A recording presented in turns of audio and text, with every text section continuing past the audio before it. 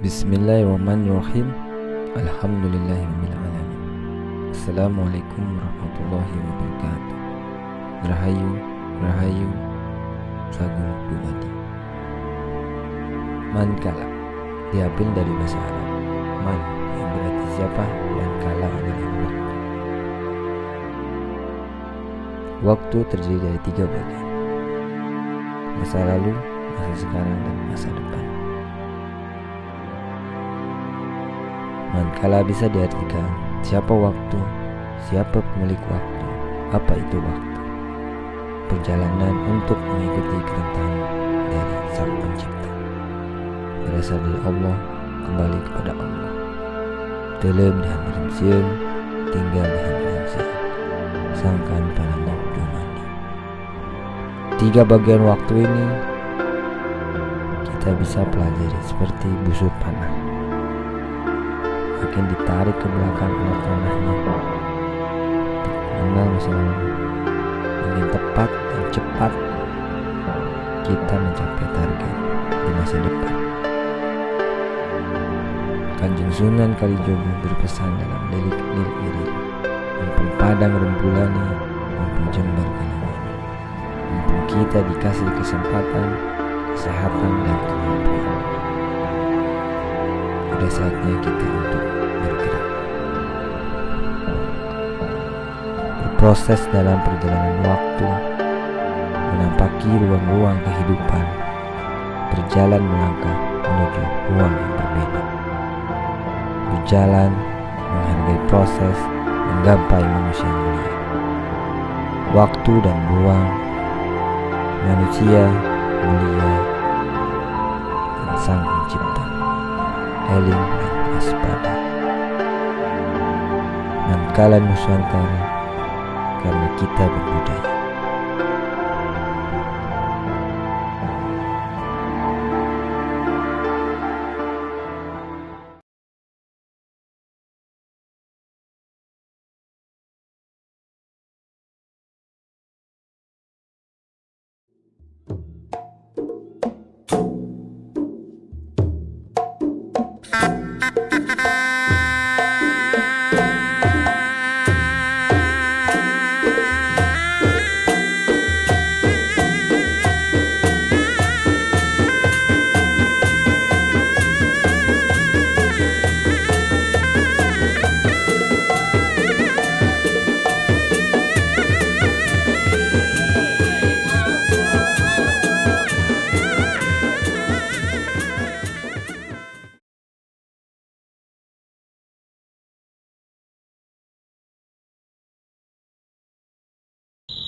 Assalamualaikum warahmatullahi wabarakatuh.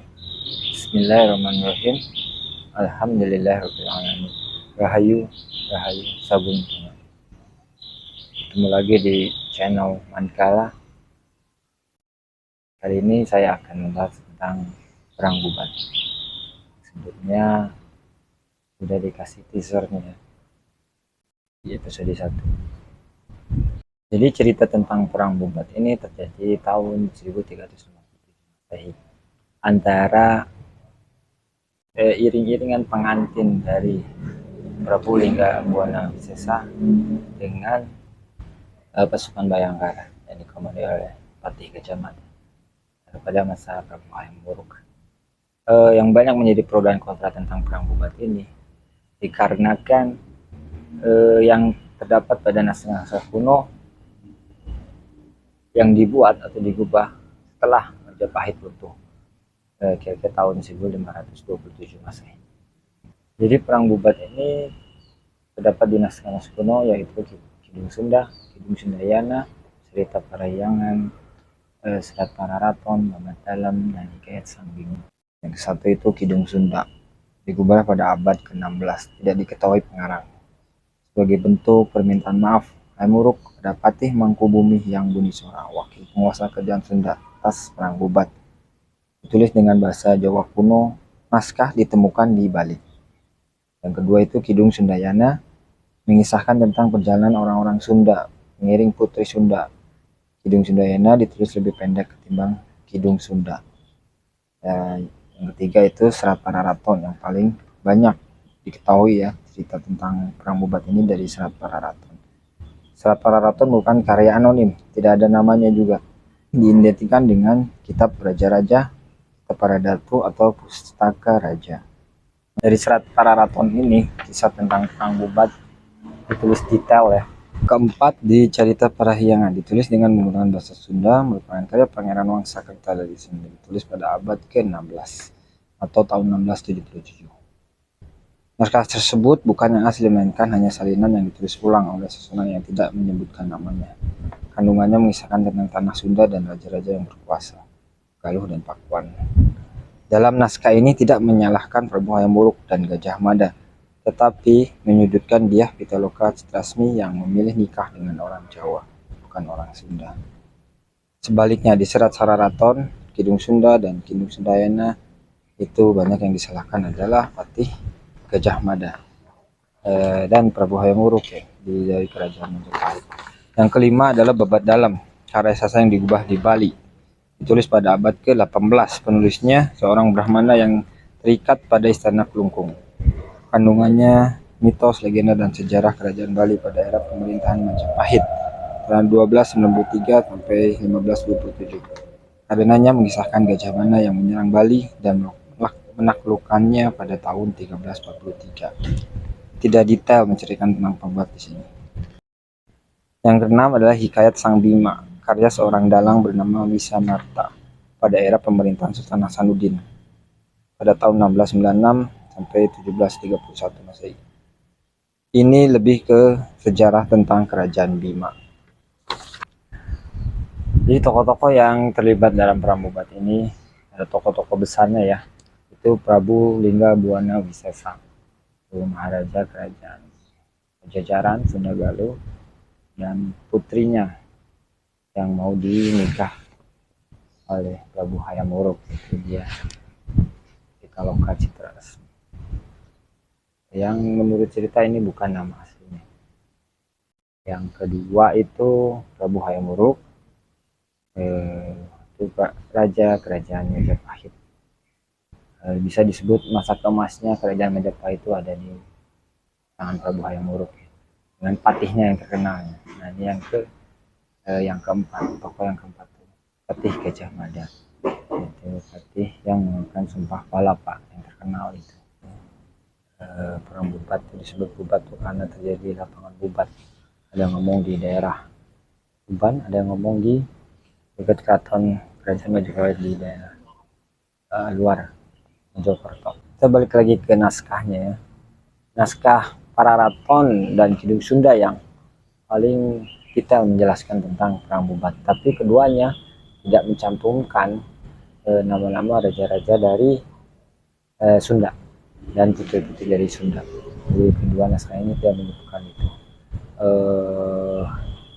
Yang pertama kali digubah atau dibuat itu Kidung Sunda dan Kidung Sundayana. Baru itu Serat Pararaton menurut cerita sejarahnya seperti itu ya. Oke, menurut kami Perang Bubat itu tidak ada satu, karena tidak ada naskah-naskah kuno selain naskah-naskah yang disebutkan tadi itu menceritakan tentang Perang Bubat. Paling dekat dengan masa Perang Bubat adalah naskah Negara Kertagama. Juga katanya itu naskah untuk memuji para raja-raja. Tidak ada peristiwa yang menjelekan raja-raja. Nah, karena tidak ada peristiwa itu. Yang kedua itu pasca mengangkatnya Hayam Wuruk atau turunnya Hayam Wuruk dari tahta kerajaan Majapahit, Majapahit mengalami perang saudara, perang Paragreg antara Majapahit Barat dan Timur, masih saudara.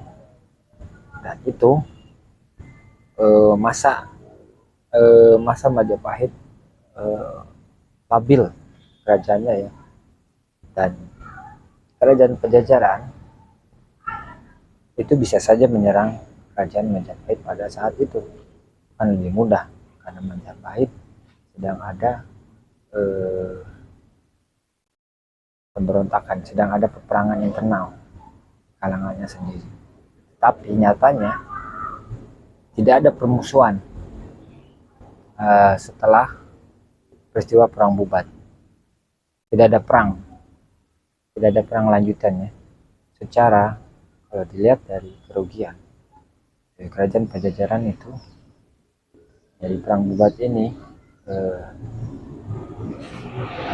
meninggalkan raja yang terbunuh, permaisuri yang terbunuh, dan putri raja yang terbunuh. Itu kan sangat parah ya istilahnya ya, sangat besar peristiwanya.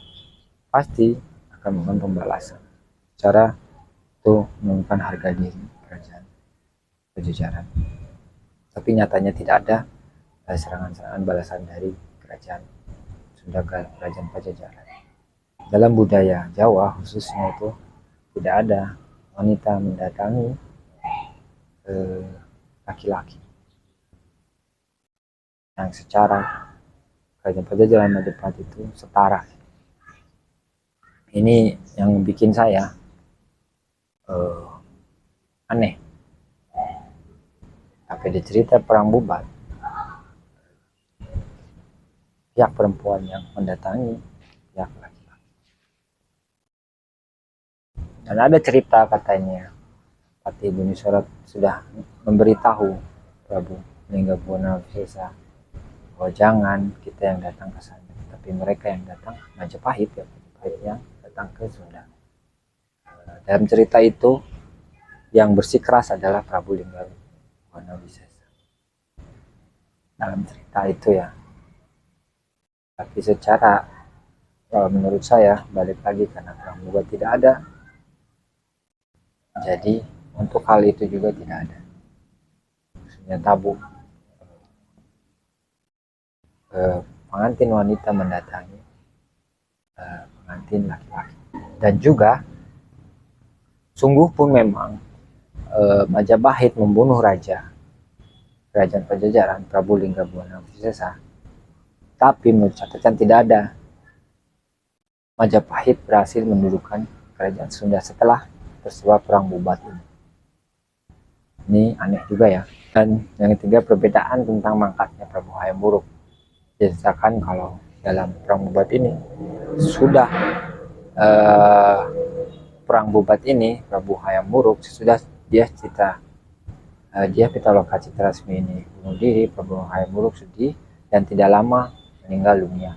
Tapi di cerita lain, di kisah lain, bahwa sesudah itu Prabu Hayam Wuruk menikah. Jadi ada perbedaannya dari cerita ini. Kalau menurut saya ini bukan cerita bikinan dari Belanda, dari VOC, dari penjajah. Tidak mengubah semua Serat Karaton, tapi hanya menambahkan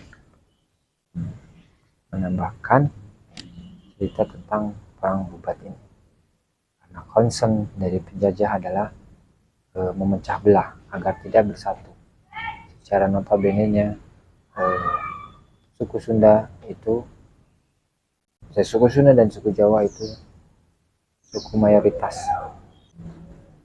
Dan pendiskreditan Mahapati Gajah Mada karena itu sosok role model, suatu sosok kebangkitan. Karena itu Belanda mulai mendiskreditkan tokoh Gajah Mada dengan disebut licik, curang, menghalalkan segala cara, sehingga kita menjadi sedikit benci ya. Jadi tidak bangga lagi. Sama halnya dengan Ken Arok yang berasal dari penjahat, anak haram dan lain-lain. Kita tidak bangga dengan leluhur seperti itu. Jadi penjajah memang VOC itu ingin menjauhkan kita dari leluhur, ingin mengaburkan sejarah-sejarah kita, sehingga nanti kita gampang untuk digiring, kita gampang untuk dikontrol. Ada itu salah satunya. Ada juga yang kita ditekan secara psikologis ya. Contoh halnya lihat bangunan-bangunan peninggalan Belanda itu pintu-pintunya besar-besar. Padahal orang-orang Belanda nggak sebesar itu. Dan kita memang punya juga mempunyai rumah kayak seperti rumah joglo yang sederhana, yang dengan kayu semua, yang simpel. Belanda membuat bangunan yang besar-besar dengan jendela dan pintunya yang besar-besar. Itu adalah serangan psikologis ya untuk kita, kalau membuktikan bahwa mereka lebih superior. Jadi kita kaget ketika kita mau masuk ke rumah Belanda atau bangunan Belanda, melihat wah pintunya besar sekali. Ini masa kita kecil, meras mereka yang besar. Ingat Belanda,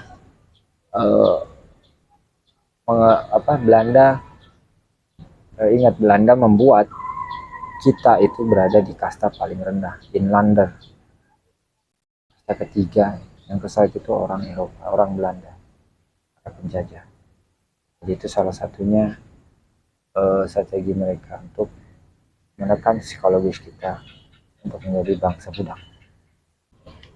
Jadi memang benar kata kita harus eling dan waspada, ya, karena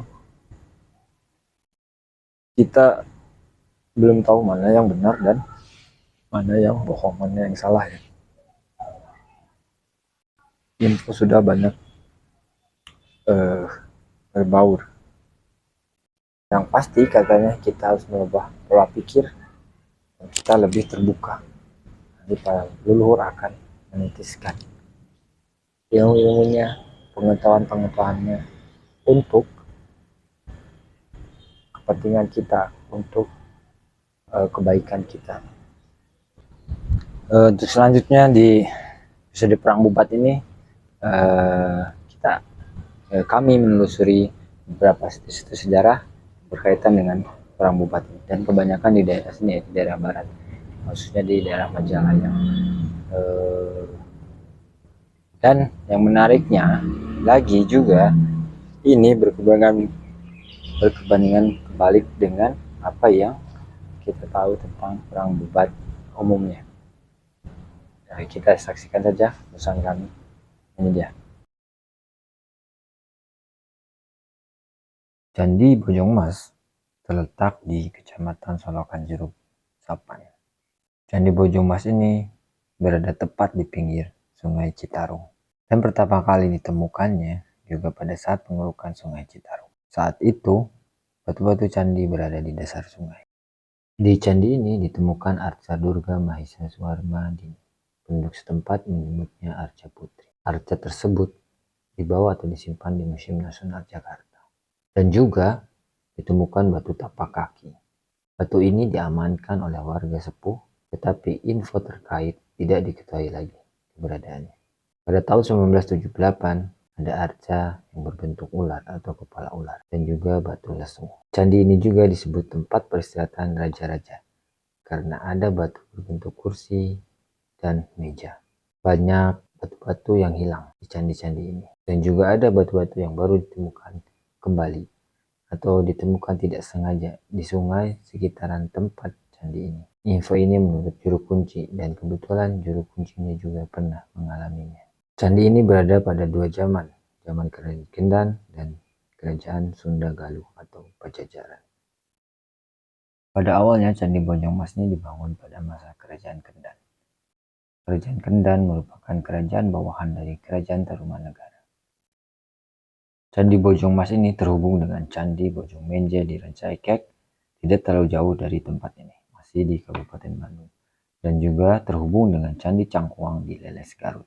Ini semua pada masa Kerajaan Kendan. Kerajaan Kendan adalah cikal bakal di Kerajaan Galuh. Candi Cangkuang adalah masa akhir Kendan dan awal Kerajaan Galuh. Kerajaan Kendan didirikan oleh Resi Guru Manikmaya pada sekitar abad ke-6 Masehi, yang menikah dengan Tirta Kancana, putri dari Suryawarman, Raja Tarumanegara. Terdapat di naskah Pustaka Raja-Raja. Putra dari Resi Guru Manikmaya, Raja Putra Sulaiman, selanjutnya berkuasa tahun 568 sampai 597 Masehi. Lalu digantikan oleh Raja Kandiawan tahun 597 sampai 612 Masehi. Pada saat Raja Kandiawan, pusat kerajaan Kendan yang asalnya di desa Candunan Nagrek, dipindahkan ke Mendang Jati di Cangkuang. Candi Bojong Mas ini pada awalnya berfungsi untuk tempat peribadatan aliran Kanaan, Siwa, dan juga penghormatan pada si Guru Manikmaya. Candi Bojong Mas ini dilanjut pada masa kerajaan Sunda Galuh atau Pajajaran. Pada masa kerajaan Pajajaran, daerah ini disebut daerah Kaintar, dipakai untuk pelatihan pasukan khusus Jagabaya, disebut dengan Binaya Panti, dan juga pelatihan gabungan dari pasukan Jagabaya dan pasukan Bayangkara dari Majapahit. Dan candi ini juga sebagai tanda bahwa Prabu Hayam Wuruk pernah lewat dan singgah di sana. Mungkin tanda itu adalah batu tapak yang hilang. Dan berkorelasi dengan info bahwa candi ini juga dipakai untuk tempat peristirahatan atau singgah bagi raja-raja. Sungai Citarum merupakan sungai terpanjang dan terbesar di Provinsi Jawa Barat. Berhulu di Gunung Wayang, berasal dari 7 mata air, berkumpul di situs Cisanti, Desa Tarumajaya, Majalaya, dan hilirnya di Muara Gembong, Bekasi. Tapi sekarang, di sepanjang Sungai Citarum, terdapat 500 pabrik. Sungai Citarum syarat akan sejarah. Berdirinya Tarumanagara berada di dekat Sungai Citarum, lebih ke arah hilir, dan juga nama Tarumanagara berasal dari Citarum. Tarum adalah pohon yang banyak tumbuh di sekitaran sungai ini. Nama Citarum ada pada naskah Pujaga Manik. Pujaga Manik adalah salah seorang pangeran dari Pajajaran yang melakukan perjalanan ke Bali seorang diri. Dan tempat-tempat bersejarah atau makam-makam keramat banyak juga berada di sekitaran Sungai Citarum, seperti Kampung Mahmud, Eyang Dalam Mahmud, Syekh Ibrahim, Eyang Dalam Ibrahim Cipatik, berada di Saguling.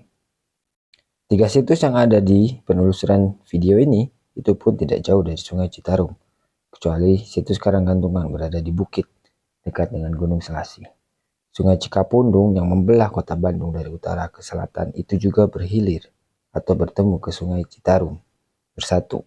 Pada saat zaman Kerajaan Pajajaran, Sungai Citarum dipakai untuk batas wilayah antara Sunda, Pakuan, dan Galuh.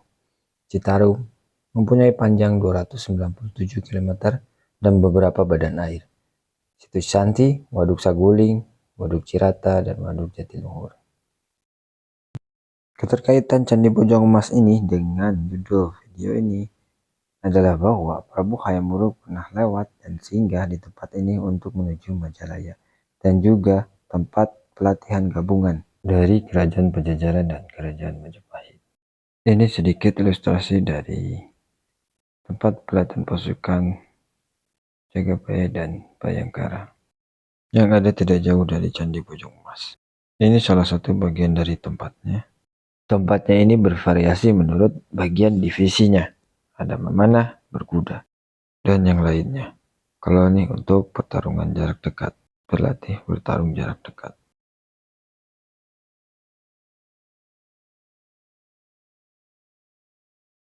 Ini merupakan peninggalan sejarah yang paling unik karena berada di sebuah sekolah menengah atas. Kenapa bisa begitu? Ini penjelasannya. Terletak di Jalan Lewi Dulang, Kecamatan Majalaya, Kabupaten Bandung, Sema Pasundan 1 Majalaya ini menjadi perhatian kami karena di dalam sekolah ini terdapat peninggalan sejarah, yaitu mahkota raja, komplit beserta dengan 2 tongkatnya. Diketahui bahwa mahkota ini adalah mahkota Prabu Hayam Wuruk.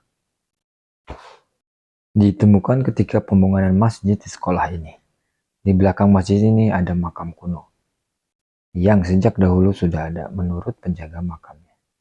Di situs Komintir pun peninggalan sejarah berada di dekat dengan makam. Ini foto-foto saya waktu ke situs Komintir tahun 2020 silam. Memang pintu masuk pertamanya itu melewati makam. Info dari situs Komintir yang terbaru, makamnya tersebut di bawahnya banyak terdapat peninggalan-peninggalan, sehingga sekarang terbongkar. Penemunya bernama Pak Dede almarhum. Pak Dede adalah pegawai tata usaha di sekolah ini. Saya berbincang dengan rekan dari Pak Dede, yaitu Pak Yosef, ketika berada di sana. Pak Yosef menceritakan semua tentang penemuan mahkota ini.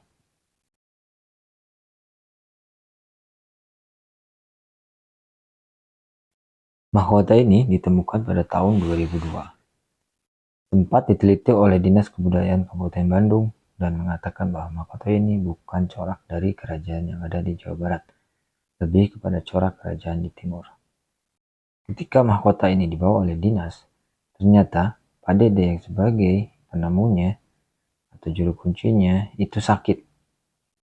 Pak Dede mendapatkan info bahwa mahkota ini tidak boleh dibawa kemana-mana, harus berada di tempat mahkota ini ditemukan. Akhirnya mahkota ini dikembalikan oleh dinas ke tempat asal di mana mahkota ini ditemukan. Hal ini menarik perhatian saya. Banyak cerita tentang kejadian-kejadian seperti ini. Ketika peninggalan sejarah tidak bisa dibawa kemana-mana, harus berada di tempat ketika peninggalan sejarah itu ditemukan. Ini mempunyai arti juga bahwa itu harus sebagai penanda daerah tersebut untuk ditelusuri sejarahnya. Biasanya daerah tersebut penting atau mengandung arti yang kuat pada pelaku-pelaku sejarah-sejarah tersebut. Mahkota ini berbahan emas dan campuran tembaga. Mahkota ini adalah peninggalan Prabu Hayam Wuruk atau mahkota dari Prabu Hayam Wuruk. Bukti tambahan juga terlihat dari adanya kepala kala yang biasa digunakan oleh kerajaan Majapahit dan khususnya Prabu Hayam Wuruk sendiri. Seperti di Candi Ngetos di Nganjuk, Candi Jabung di Probolinggo yang dibuat pada masa awal pemerintahan Hayam Wuruk. Candi Ngetos itu penghormatan untuk Prabu Hayam Wuruk, dan Candi Bajang Ratu di Trowulan. Biasanya kepala kala ini berada di atas pintu. Kala itu berarti waktu. Yang menarik lagi di sini, mahkota ini tidak bisa ditutup rapat. Pernah memakai kaca, tidak lama kacanya pecah. Akhirnya pihak sekolah memakai bahan plastik yang di atasnya dilubangi. Bisa dilihat di sini, atasnya berlubang dan ada bekas retak.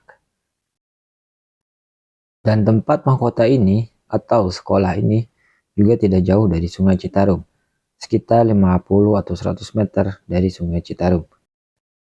Telusuri saja Sungai Citarum ini dari situs Bojongmas.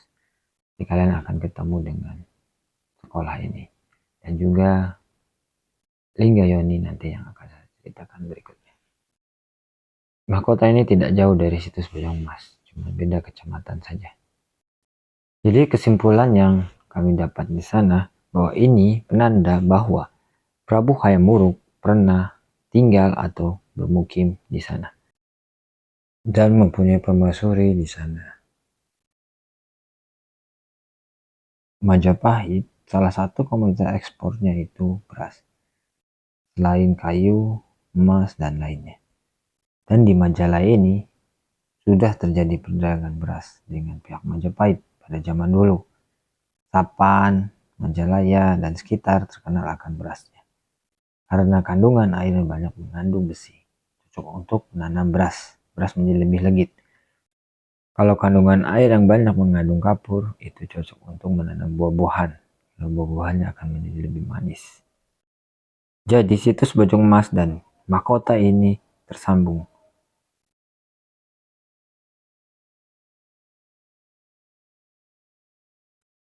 Situs berikutnya adalah situs Linggayoni di Desa Tanggulun, di Kampung Talun, di Kecamatan Ibun, Majalaya.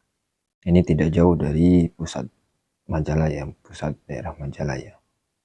Situs ini berada di tengah-tengah pemukiman warga kampung atau Desa Tanggulun ini. Berada di dekat makam kuno, yang menurut warga sekitar itu sudah ada sejak lama.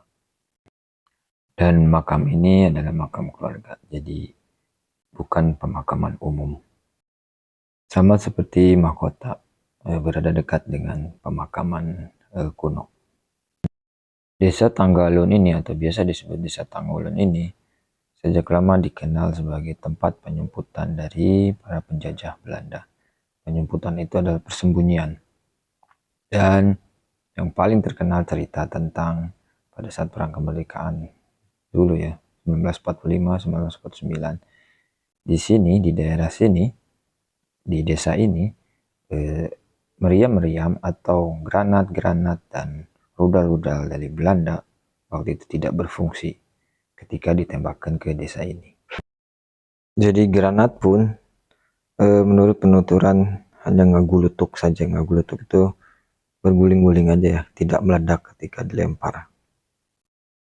Maka itu para pejuang sering berkumpul di sini sebagai tempat persembunyian. Tempat persembunyian dari invasi-invasi para penjajah pada waktu itu. Hingga ini sudah aja sejak dahulu ketika berbincang dengan PRT yang juga sebagai juru kunci tempat ini. Menurut penuturan PRT, tidak diketahui kapan Linggayoni ditemukan. Yang pasti, Linggayoni ini tidak berubah tempatnya ketika pertama ditemukan. Cuman warga membuat fondasi untuk alas dari Linggayoni ini. Dan juga Linggayoni ini mempunyai cerita yang sama dengan mahkota di Lewi Dulang. Bahwa Linggayoni ini tidak bisa dipindahkan. Pernah dipindahkan, tetapi Linggayoni ini kembali kepada tempat semula. Dan juga sama, Linggayoni ini berlokasi tidak jauh dari Sungai Citarum. Linggayoni ini mempunyai tinggi 50 cm dan lebar 40 cm. Penutup untuk lubang kotak itu yang disebut lingga, itu hilang. Ada yang mencuri.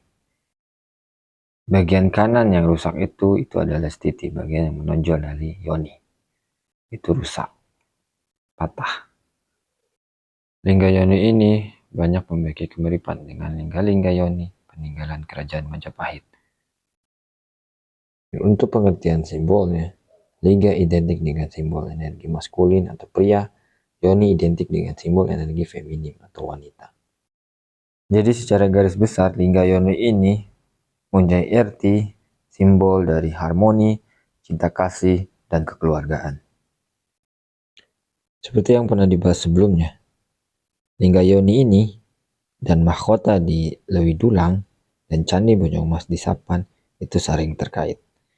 Sama seperti peninggalan sejarah di daerah Lasem.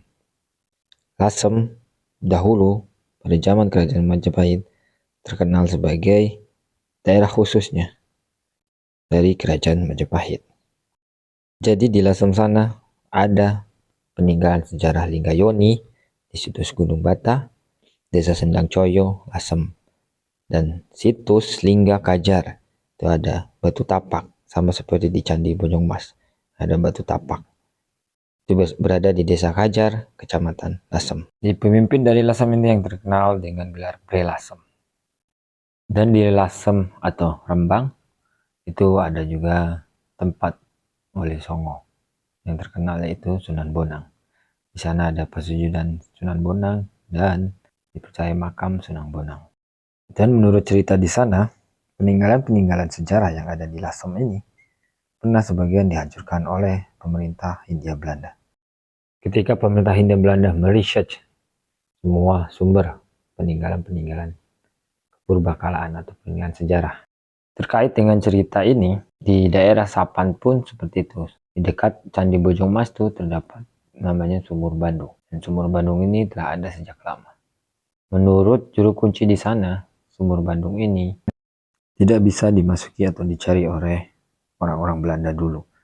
Jadi disebutnya menghilang desa ini. Desa yang terdapat Sumur Bandung ini tidak kelihatan. Kalau Candi Bojongmas, mahkota, itu baru saja ditemukan. Bukan saat masa pemerintahan Hindia Belanda. Dan desa Tanggolo yang terdapat Linggayoni ini pun tidak bisa dimasuki oleh Belanda. Seperti cerita sebagai tempat penyumputan para pejuang. Di daerah Majalah ini ada nama daerah bernama Majasetra dan Majakerta. Kalau Majasetra, setra itu dalam bahasa Kawi atau bahasa Jawa kuno itu padang atau hamparan. Kalau kerta itu dalam bahasa Jawa kuno itu keamanan, kenyamanan, kemakmuran, dan kesejahteraan. Kalau Majalaya, laya itu dalam bahasa Kawi itu bertempat tinggal atau tempat tinggal. Sama seperti Majapahit, Maja buah maja yang pahit. Atau Majalangu, langu itu juga pahit artinya. Dan Lengka, Majalengka, Lengka itu juga pahit. menyinggung Majalengka. Nanti akan saya ceritakan selanjutnya tentang perjalanan Prabu Hayam Wuruk ke Majalaya melewati Majalengka. Jadi nama-nama daerah ini semua diawali oleh Maja. Yang menarik itu di situ. Kita kembali ke Linggayoni. Jadi Linggayoni ini mempunyai corak timur kerajaan Majapahit.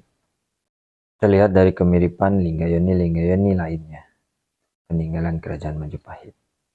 Dan juga ini yang menarik, Linggayoni ini terlihat seperti Candi Ngetos bila dilihat dari atas.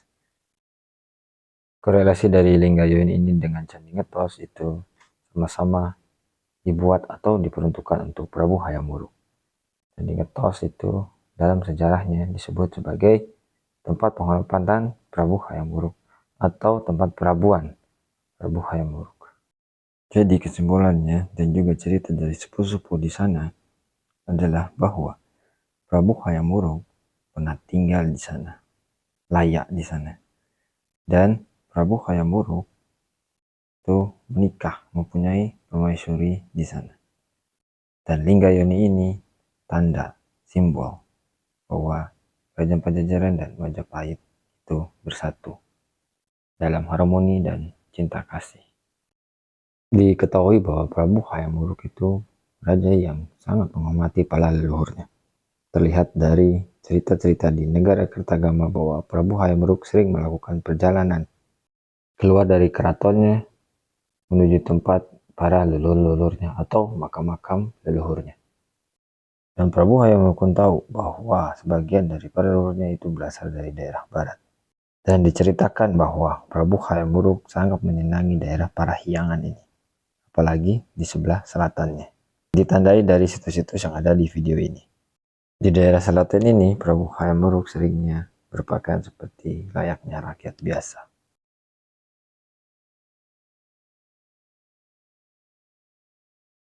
Kami ada di situs Karanggantungan yang masih berhubungan dengan mahkota.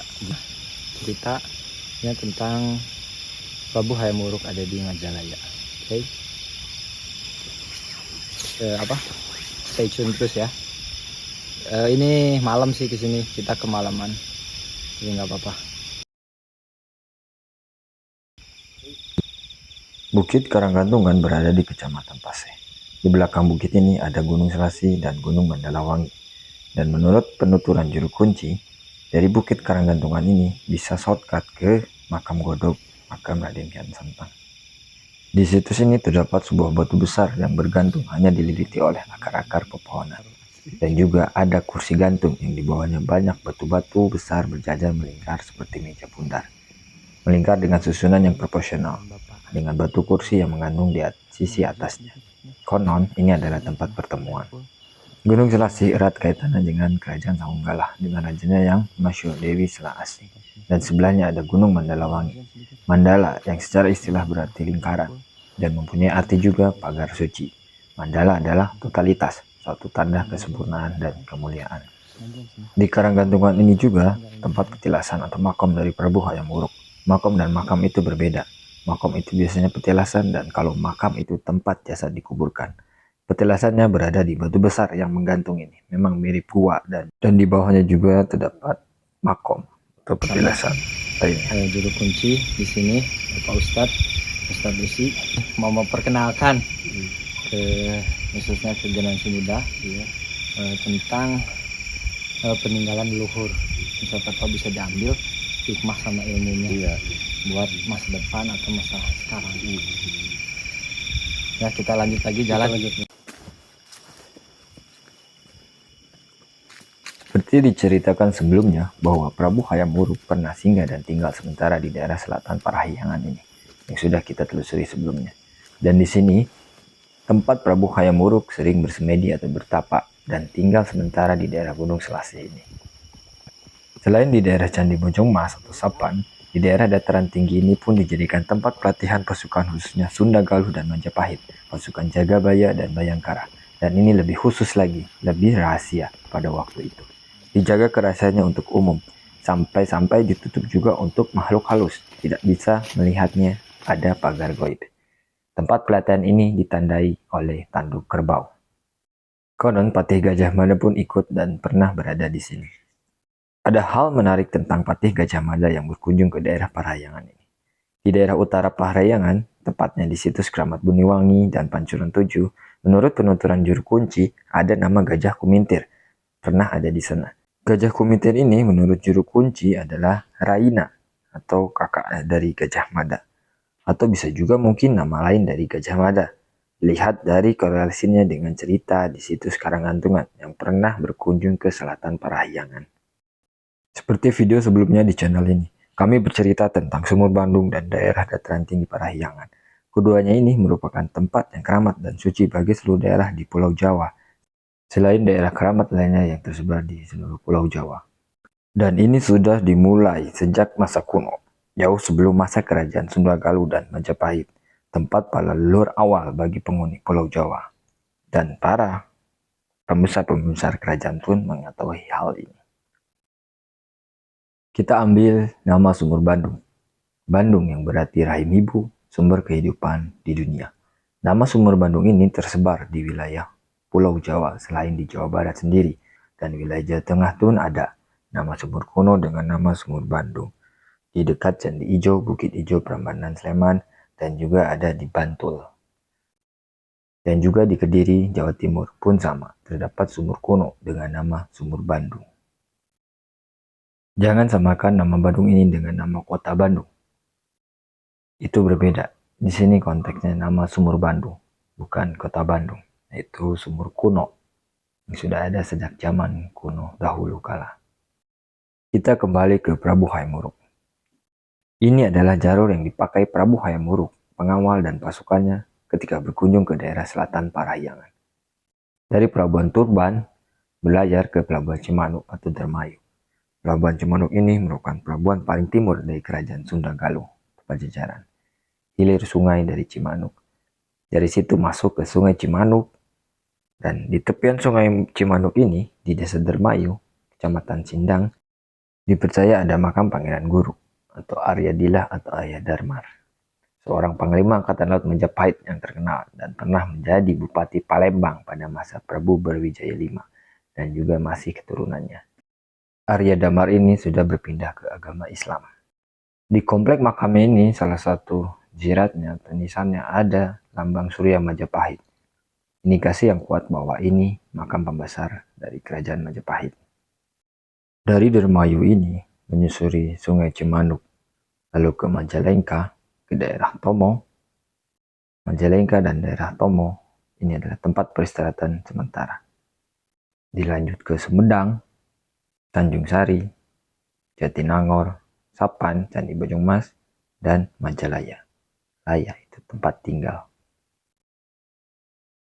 Assalamualaikum warahmatullahi wabarakatuh. Waalaikumsalam. Alhamdulillah, berkat ridho Allah Subhanahu wa taala, kita sampai di tempat keramat Keraton Sawang Gantungan yang bertempat di Pasir Tumenggung, Kecamatan Paseh. Alhamdulillah, malam-malam sama ini apa yang di Bandung? Tim apa? Mankala, nama komunitas Mankala sama Sunda Kala. Alhamdulillah udah nyampe, walaupun capek, walaupun banyak keringat. Alhamdulillah kita udah sampai dari sampai tujuan. Ternyata nanjak juga Pak ya. Nanjak teman-teman. Ini yang disebut Keraton Sawang Gantungan. Kenapa disebut Keramat Sawang Gantungan? Karena batu besar ini cuman diikat sama akar. Kalau sejarahnya itu ini diikat sama. Ini ngegantung ya Pak ya. Jadi si batu sebesar ini ngegantung. Menggantung. Dan juga di sini juga ini apa ya? Ada batu petanda bahwa Prabu Hayam Wuruk sama Patih Gajah Mada pernah di sini. Salah satu cirinya kan ini. Batu ini pada sama tempat pelatihan join lah istilahnya apa kalau sekarang join latihan militer Binaya Panti apa ya, Mm-mm. Binaya Panti antara kerajaan Pajajaran sama kerajaan Majapahit dulu. Bahwa mungkin itu menunjukkan bahwa ada argumen kalau kerajaan Pajajaran sama Majapahit itu harmonis Pak ya, Iya, dari dulu ya Pak ya. iya. Harmonis. Sebenarnya nggak ada perpecahan. Apalagi kalau mungkin disambungin sama perang Bubat itu Pak Iya, ya, iya. mungkin itu cuman perang Bubat itu istilahnya fiktif dari divide et imperanya Belanda dulu, zaman penjajah.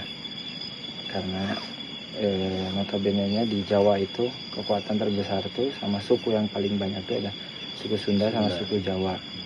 Dan kerajaan yang terkuat waktu itu Pajajaran sama Majapahit. Secara faktanya kerajaan Pajajaran sama Majapahit itu saudara Pak ya. Saudara, iya. Harmonis. Ini buktinya. Kalau di sini ada ini persinggahannya Prabu Hayam Wuruk sama Patih Gajah Mada, dan nanti ada yang di sana teman-teman nanti lihat ada mahkota Prabu Hayam Wuruk di Majalaya, yang tepatnya ada di SMA Pasundan. Dan juga ini tempat pelatihannya, join training militernya antara pasukan khususnya Majapahit sama pasukan khususnya Pajajaran, Jagabaya ini, sampai ke Candi Bojong Mas. Tempat latihannya berbeda-beda, gimana ininya apa, spesifik tentaranya apa, prajuritnya ya gitu apa ya. Iya, betul apa ya. Iya. Oke, ya kita juga membuktikan itu di Karanggantungan ini ada peninggalan dari Majapahit juga ya Pak. Iya. Ya teman-teman, berarti di desa Karanggantungan ini memang bersejarah. Bapak Ustadz Usi ini asli dari Karanggantungan, tempat yang bersejarah karena ada peninggalan ini. Ini di gunung ya Pak ini ya, gunung Karanggantungan. Ya teman-teman lihat sendiri jalannya kayak gimana, nanjak. Nah ini kata Pak Ustadz ini adalah pusernya, titik atas, titik utamanya dari Karanggantungan. Namun ada yang mau di ini lagi Pak, pesan-pesan buat anak muda Pak, Iya. yang nonton. Kalau buat anak muda harus semangat, gali lagi sejarah. Itu aja dari saya. Gali sejarah. Iya. Karena mungkin banyak ilmu dari leluhur yang mau dititiskan ya Pak ya. Iya. Asal kitanya terbuka sama iya. pola pikirnya berubah, karena bagaimanapun juga Pak, leluhur tuh tetap menjaga kita ya Pak. Iya. Ya itu teman-teman, jangan lupakan sejarah itu, jangan lupakan leluhur, jangan lupakan budaya kita ya Pak ya. Iya. Salah satunya itu, karena nanti banyak serangan-serangan ya Pak ya. Iya.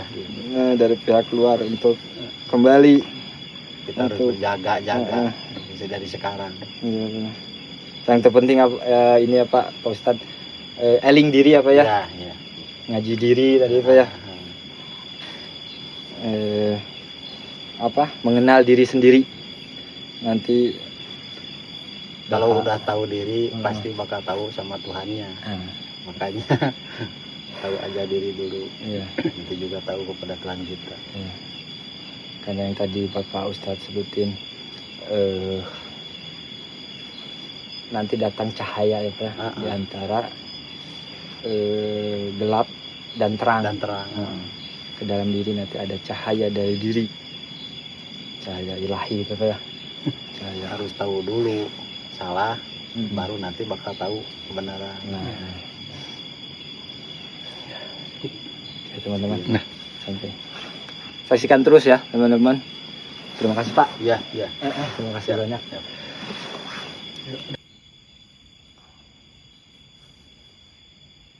Gantung Pak ya. Iya, berarti segede-gede ada di atas akar. Ini adalah pesan penunggu-tunggu dari semua situs atau makam-makam keramat. Pesannya adalah jangan dikotori dengan niatan-niatan yang jelek.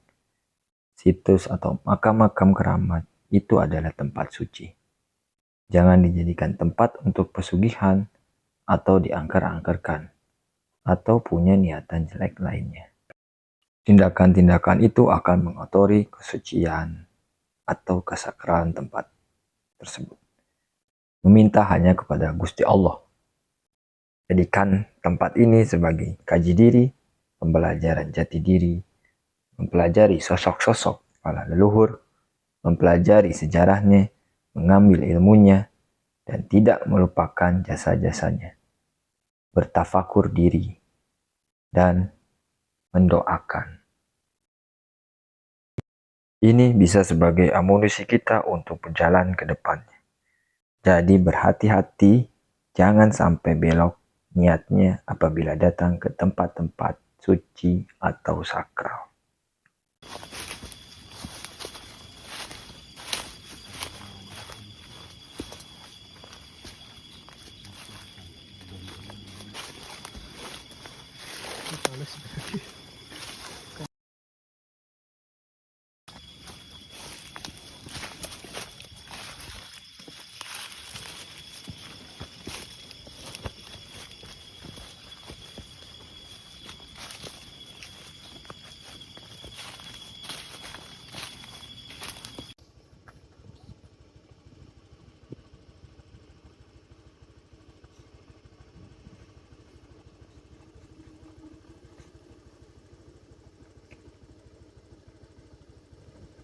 Dari situs Bojong Mas maupun situs Linggayoni itu merupakan tanda bahwa Prabu Hayam Wuruk pernah ke sana, khususnya di Bojong Mas. Candi itu yang sudah dipakai turun-menurun dari sejak zaman Kerajaan Kendang sampai ke Kerajaan Pajajaran. Dan ada juga itu tanda dari Prabu Hayam Wuruk pernah singgah ke sana, pernah berada di sana.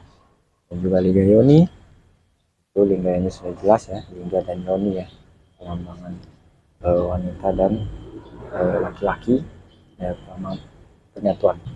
Dan juga di Karanggantungan sebagai petilasannya Prabu Hayam Wuruk. Jadi kita rangkum infonya yang kita dapat adalah Bojong Mas, situs Bojong Mas, situs Linggayoni di Desa Tangalun, dan mahkota Prabu Hayam Wuruk di Majalaya, dan Karanggantungan, situs Karanggantungan itu merupakan suatu bukti bahwa ada keberadaan Prabu Hayam Wuruk.